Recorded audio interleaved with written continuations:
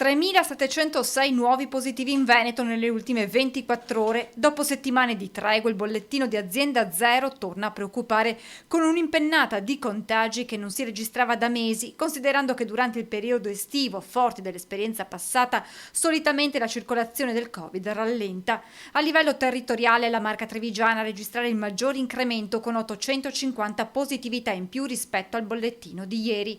In provincia aumentano anche gli altri indicatori. Siamo ormai oltre i 270 positivi su 100.000, abbiamo un aumento dell'R-Conti che sarebbe appunto le persone ricoverate rispetto al numero di contagi, che anche questo in aumento, siamo a 0,90. Una spiegazione al dato trevigiano la fornisce il direttore generale guardando ad un altro fattore. Siamo sicuramente quelli che si sono meno vaccinati col discorso dei Novax e abbiamo noi la percentuale più alta del Veneto di persone che non si sono vaccinate. Benazzi però parla di situazione sotto controllo, spiegando come i pazienti ospedalizzati siano Covid per caso, cioè scoprano la propria positività al momento del ricovero dovuto a gravi patologie.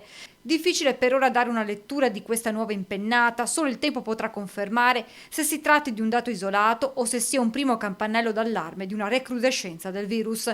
Intanto l'ULSS si tiene pronta ad ogni scenario, anche con la propria organizzazione ospedaliera.